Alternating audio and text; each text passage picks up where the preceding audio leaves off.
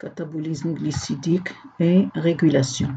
Le catabolisme glycidique correspond à la dégradation des molécules de glucose permettant la formation de molécules riches en énergie, c'est-à-dire les molécules d'ATP. On va commencer par la première chaîne de réaction du catabolisme glycidique qui est la glycolyse. La glycolyse, donc, c'est la première voie catabolique des glucides. Elle est aussi appelée voie d'Emden-Meyerhof. Cette voie-là, ou bien cette série de réactions, s'effectue dans le cytosol de la cellule en présence des enzymes solubles et surtout en absence d'oxygène.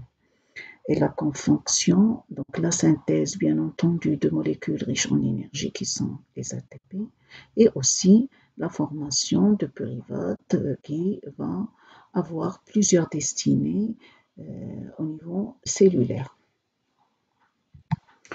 Les réactions de la glycolyse, donc à partir d'une molécule de glucose, donc on aura la formation de pyruvate. Et bien entendu, il va y avoir consommation de 2 ATP et synthèse de 2 ATP plus une coenzyme réduite qui est le NADH+. Pour le détail des réactions, donc nous avons 9 étapes à partir du glucose, 3 réactions irréversibles et 6 réactions à l'équilibre. La localisation est cytoplasmique et les réactions se passent en anaérobie. Et donc en anaérobie, exemple des cellules qui subissent donc la glycolyse pour la synthèse de leur ATP, nous avons la cellule musculaire, parce que la cellule musculaire, elle a la possibilité de faire les 2 métabolismes aérobiques et anaérobiques. Et aussi, nous avons le globule rouge qui ne possède pas de mitochondries et forcément, il se contente des réactions cataboliques de la glycolyse pour synthétiser de l'ATP. Donc en anaérobie, nous avons la formation de 2 pyruvates et nous avons la formation de 2 ATP, c'est-à-dire une quantité assez limitée en énergie qui est de l'ordre de 2 ATP. Par contre, en aérobie, les réactions de la glycolyse peuvent se poursuivre au niveau du cycle de Krebs, au niveau de la chaîne de transport d'électrons pour la synthèse de plus de molécules d'ATP. Alors, le bilan énergétique de la glycolyse, nous avons donc deux grandes parties. La glycolyse elle est divisée en 2 grandes parties. Nous avons la première partie qui correspond à l'activation du glucose avec consommation d'énergie, 2 ATP. L'activation du glucose, pour que le glucose puisse être dégradé, il doit être activé, c'est-à-dire il doit être phosphorylé. Donc nous avons, et pour cette phosphorylation, donc on aura besoin de 2 ATP.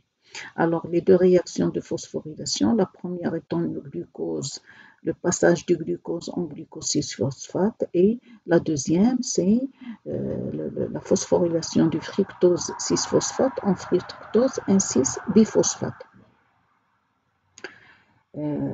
Après, donc, nous avons la deuxième étape qui est la formation du glycéraldéhyde. C'est-à-dire que on aura donc la synthèse du pyruvate et la formation de molécules riches en énergie, c'est-à-dire la formation de 2 ATP et la formation d'une NADH+ à partir de NAD+. Et ceci, bien entendu, par molécule de pyruvate. Parce que je rappelle qu'une molécule de glucose en se dégradant, donne lieu à 2 molécules de pyruvate. Et donc, par conséquent, au niveau donc, énergétique, donc, il va y avoir synthèse de 6 ATP par molécule de glucose. Alors, la régulation de la glycolyse. Bien sûr, la glycolyse, c'est une fonction régulée.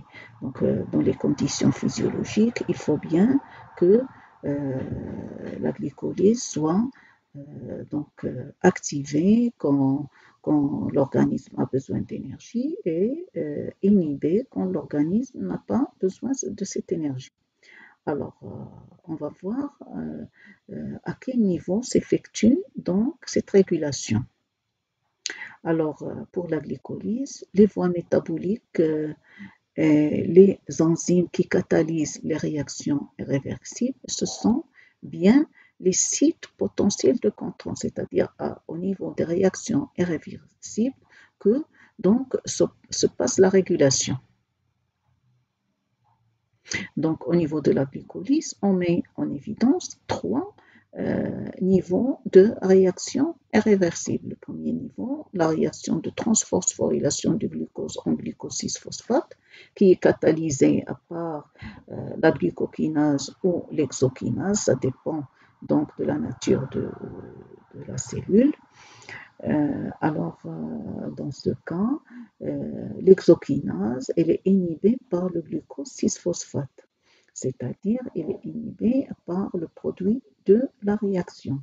Donc, si la cellule n'a pas besoin d'énergie, donc cette réaction, elle va être inhibée par l'accumulation de glucose 6-phosphate au niveau cellulaire.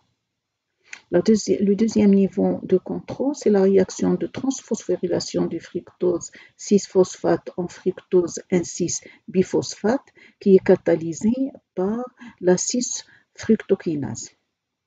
Cette enzyme est inhibée par l'ATP, donc un excès d'énergie, le citrate qui est aussi générateur d'ATP, le glucagon au niveau du foie et l'adrénaline au niveau musculaire parce que ce sont des indicateurs, ce sont des hormones hyperglycémiantes et donc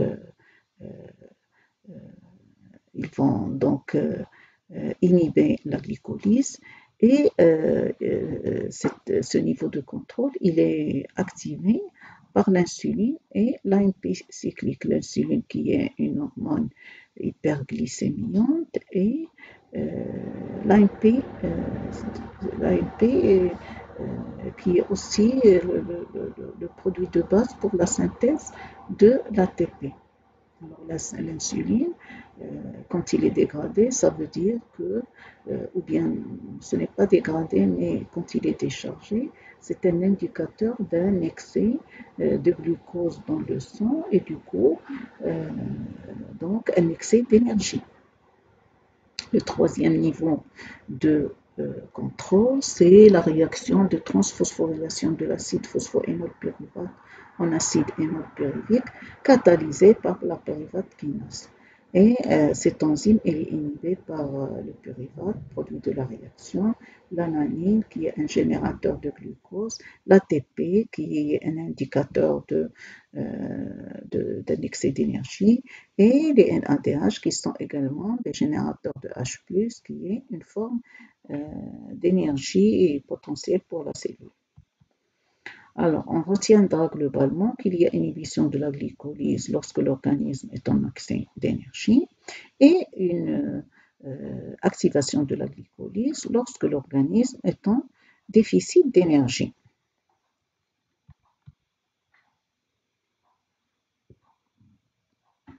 Maintenant, on va passer au métabolisme du pyruvate. Bon, on va voir le devenir du pyruvate. Après la glycolyse, donc le pyruvate, c'est un produit de la glycolyse. Donc à partir d'une molécule de glucose, nous avons la synthèse de deux pyruvates. Et pour leur destinée, c'est-à-dire leur devenir, donc dépend des conditions aérobiques et non aérobiques. Alors, dans les conditions aérobiques, le pyruvate aura différents devenirs suivant les besoins de l'organisme. Donc, le pyruvate, il va entrer dans la mitochondrie pour se transformer en acétyl-CoA. Je rappelle que pour la transformation en acétyl-CoA, donc le pyruvate doit subir une décarboxylation, c'est-à-dire dégagement d'une molécule de CO2 pour qu'il y ait formation de l'acétyl-CoA. Et bien sûr, cette étape de synthèse de l'acétyl-CoA sera responsable de la synthèse d'une molécule de NADH+. Alors maintenant, l'acétyl-CoA, quel est le devenir de cet acétyl-CoA? Soit elle va entrer dans le cycle de Krebs pour continuer la glycolyse, d'accord? Soit elle va être un précurseur pour les réactions de synthèse. Alors, le pyruvate pourra également jouer un rôle dans la synthèse, dans les réactions de synthèse, particulièrement la synthèse des acides aminés. On verra ça, Inch'Allah, quand on étudiera le métabolisme des protéines.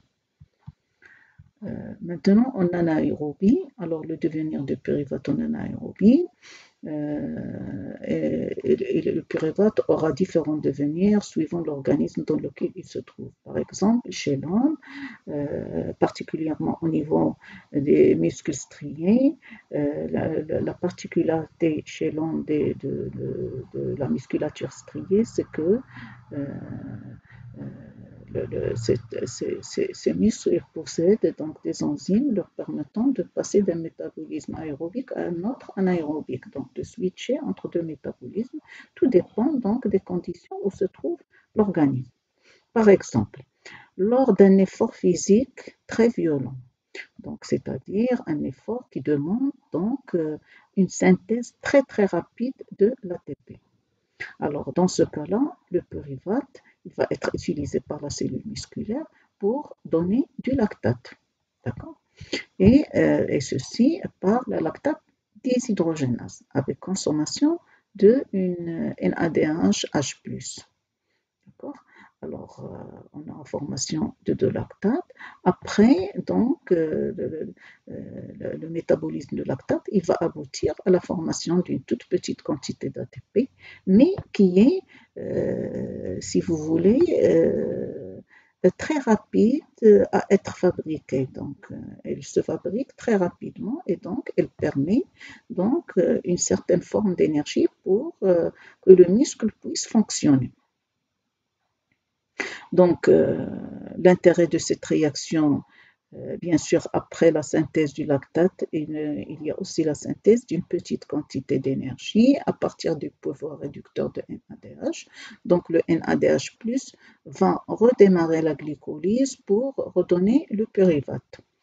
Alors, le lactate formé est envoyé continuellement vers le foie, permettant ainsi une production rapide d'énergie lors d'un effet important.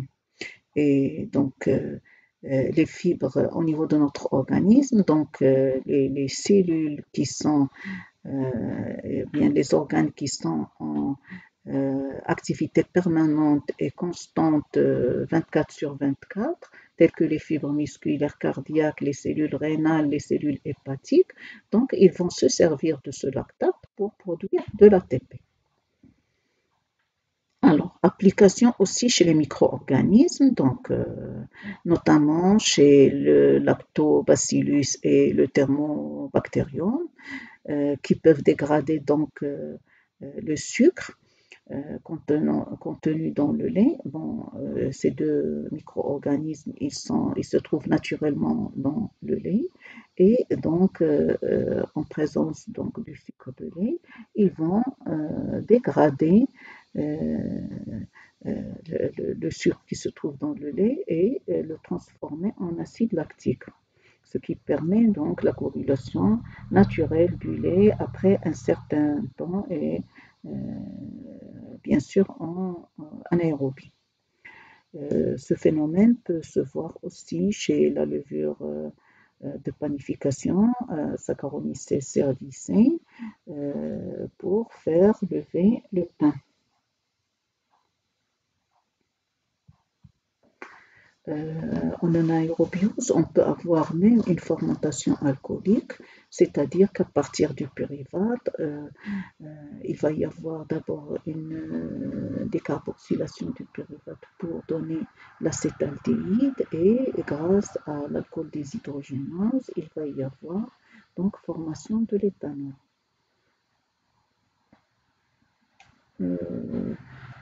Donc formation bien entendu de l'alcool. Alors chez les levures, le pyruvate peut former l'éthanol, c'est la fermentation alcoolique avec consommation de NADH et formation de CO2 et d'ATP. Maintenant, on va nous intéresser donc à la poursuite donc, du catabolisme des glucides au niveau du cycle de Krebs, c'est-à-dire dans les conditions aérobiques, la glycolyse peut se poursuivre au niveau cellulaire via le cycle de Krebs et la chaîne de transport d'électrons pour la synthèse d'un maximum d'ATP. Alors, le cycle de Krebs, aussi appelé cycle tricarboxylique ou cycle de l'acide citrique, c'est la plateforme énergétique de la cellule qui continue le catabolisme des glucides après la glycolyse. Bien entendu, il se réalise dans la matrice mitochondriale, c'est dans la mitochondrie. Les cellules qui ne contiennent pas de mitochondries, telles que le globule rouge, ne possèdent pas de cycle de Krebs pour la dégradation des sucres. C'est aussi donc des réactions qui se passent en présence d'oxygène. Le cycle de Krebs a différents rôles. D'abord, la dégradation du substrat acétyl-CoA en CO2 grâce à l'oxygène. Deuxièmement, la formation de coenzymes réduites, NADH et FADH, et aussi des GTP, qui sont les équivalents des ATP. Et après, donc la prise en charge d'hydrogène et d'électrons riches en énergie par donc les FAD et les NAD au niveau de la chaîne respiratoire. Alors, comme vous le voyez, vous avez donc l'acide pyruvique qui provient de la glycolyse. Il va donc en présence d'oxygène, il va subir une décarboxylation, donc il y aura formation d'une molécule de CO2, là il y aura formation de l'acétyl-CoA et il y aura formation de NADH+. Donc après l'acétyl-CoA, quand elle rentre dans le cycle de Krebs, c'est-à-dire quand elle rentre au niveau de la mitochondrie et quand elle va subir le cycle de Krebs, donc il va y avoir une série de réactions qui vont aboutir à la formation de l'acide oxaloacétique. Et cet acide oxaloacétique, il va donc se recombiner avec l'acétyl-CoA pour entamer un second cycle de Krebs avec la formation de l'acide citrique. Au cours des réactions du cycle de Krebs, comme vous le voyez, nous avons donc formation de 3 NADH plus H+, donc la première, la deuxième et la troisième. Bien sûr, plus une quatrième qui a été synthétisée lors de la transformation de l'acide pyruvique en acétyl-CoA.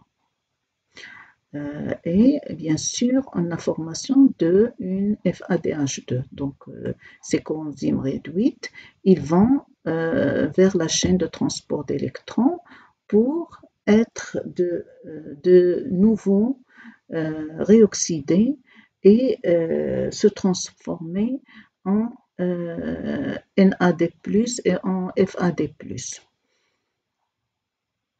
C'est-à-dire se transformer en coenzymes oxydés.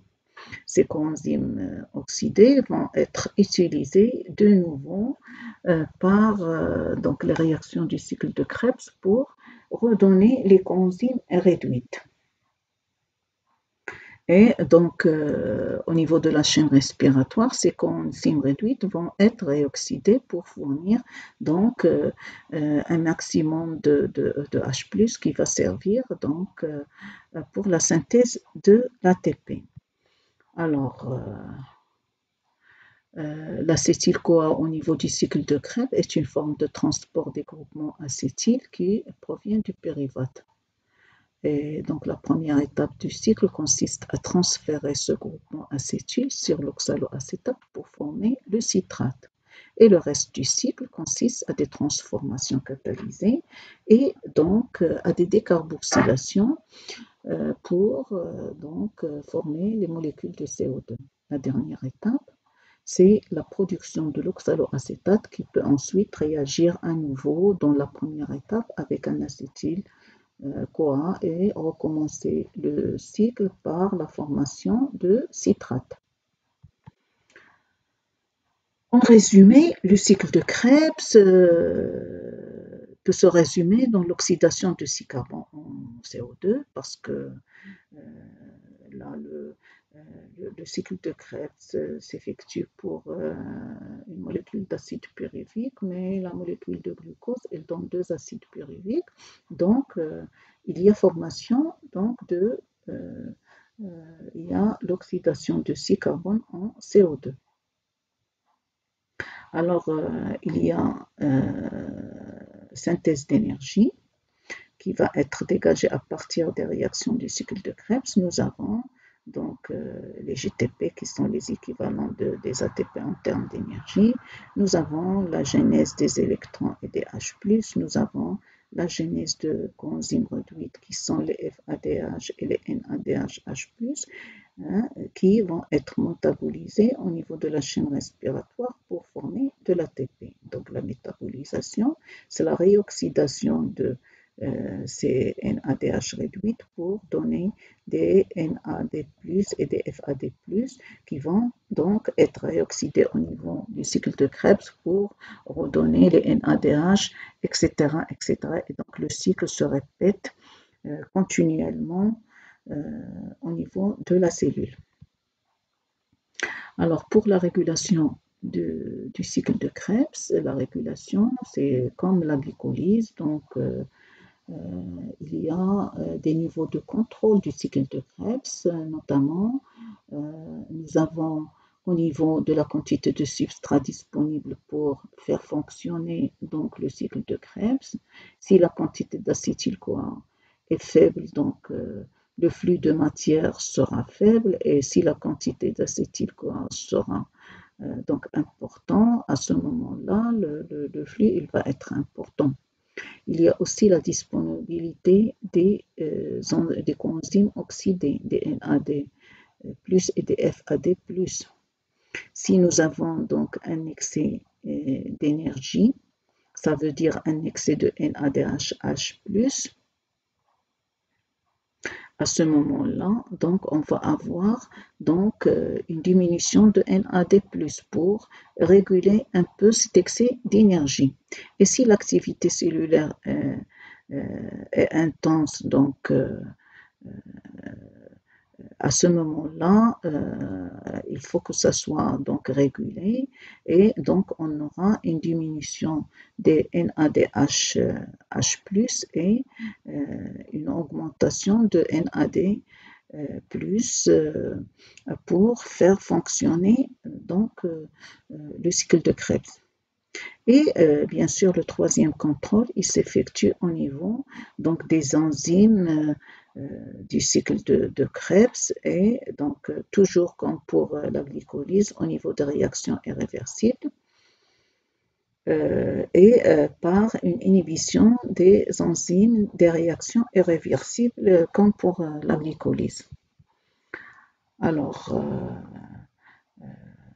pour expliquer ça, donc pour la formation de citrate à partir de l'acétyl-CoA, l'enzyme est la citrate synthésase qui va être inhibée par le NADH+, et par le citrate qui est un inhibiteur de l'oxaloacétate.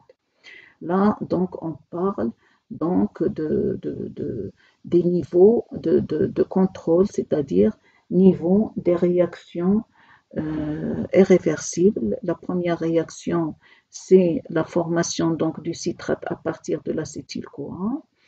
Et donc l'enzyme responsable, c'est la citrate synthétase. Donc cette enzyme-là, elle va être inhibée par la NADH+, et par le citrate lui-même pour qu'il y ait donc inhibition donc du cycle en général et notamment de l'oxaloacétate pour qu'il n'y ait pas de redémarrage du cycle de Krebs. Alors, la deuxième réaction, c'est la formation de l'alpha-cétoglutarate qui va être inhibée par l'excès d'ATP. NADH+ est activé donc par un manque d'énergie sous forme des ADP. Le troisième niveau, c'est la formation du succinyl-CoA qui va être inhibé par la NADH, par un excès d'énergie sous forme de NADH+, et par le produit de la réaction qui est le succinyl-CoA. Donc,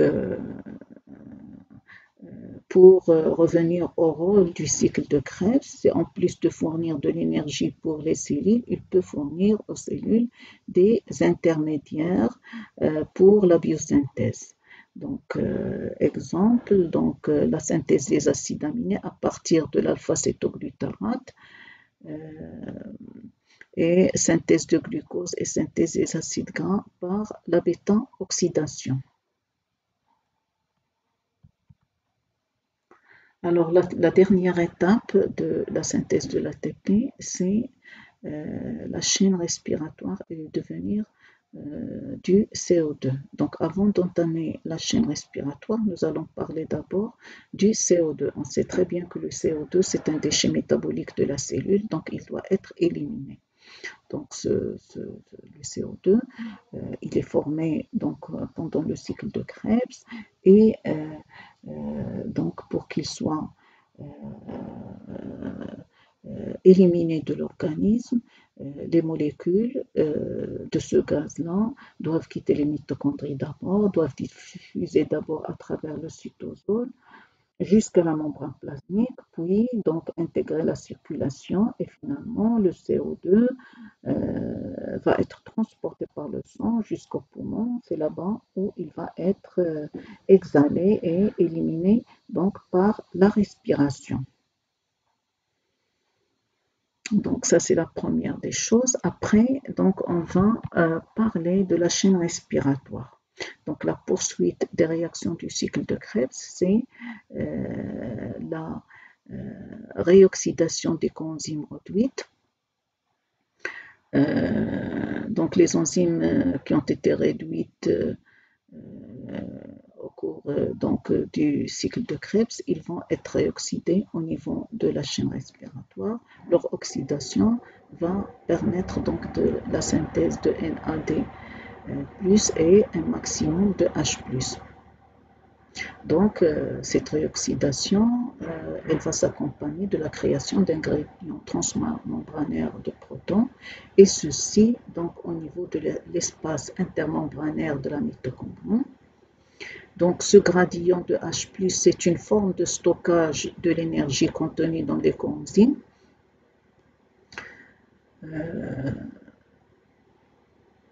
Et donc, ce gradient de protons va servir pour la fabrication de l'ATP. Donc, il va être utilisé par l'ATP synthétase pour donc transformer les ATP en ATP. Donc, ce mécanisme de phosphorylation oxydative a été découvert par Peter Mitchell, ce qui lui a valu le prix Nobel de chimie en 1978. Alors, schématiquement, vous voyez là, hein, vous voyez, ça c'est la mitochondrie, ça c'est la membrane externe de la mitochondrie, ça c'est la membrane interne de la mitochondrie, ça c'est la matrice mitochondriale. Et donc, à ce niveau-là, nous avons donc les coenzymes réduites NAD+, NADH qui vont être réoxydés, donc ils vont donner les NAD+, plus H+, et ils vont donner donc ces H+, là, ils vont être acheminés vers l'espace intermembranaire où ils vont se rassembler pour former un flux de protons qui vont donc réintégrer la matrice mitochondriale pour synthétiser de l'ATP grâce à l'ATP synthétase à partir de l'ADP. Et bien sûr, il y aura aussi formation de molécules d'eau. Ces molécules d'eau, ce sont ces lots métaboliques. Maintenant, on va voir une voie annexe du catabolisme des glucides, c'est la voie des pentoses phosphates. C'est une voie qui est très intéressante dans la mesure où elle participe donc aux réactions de l'anabolisme et notamment pour la synthèse des acides gras et des lipides en général. Aussi, cette voie-là, elle participe donc à la biosynthèse des acides nucléiques qui sont l'ADN et l'ARN.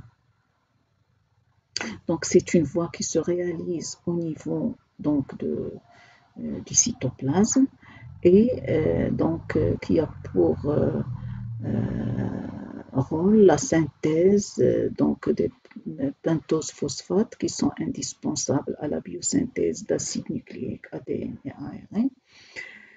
La synthèse aussi de NADPH, H+, qui sont nécessaires aux réactions de biosynthèse, notamment la biosynthèse des lipides. Alors, la voie des pentoses, elle a donc comme rôle principal la production de NADPH, H+, qui vont servir pour la synthèse des acides gras et des stéroïdes, et ils vont aussi être utiles pour la réduction du glutathion. Le glutathion, c'est une protéine qui est responsable de nettoyage au niveau du foie, de nettoyer les cellules de notre organisme des toxines. Donc, c'est une protéine ou bien c'est une substance qui permet l'inactivation de composés toxiques et donc la détoxification, notamment la détoxification des peroxydes, donc de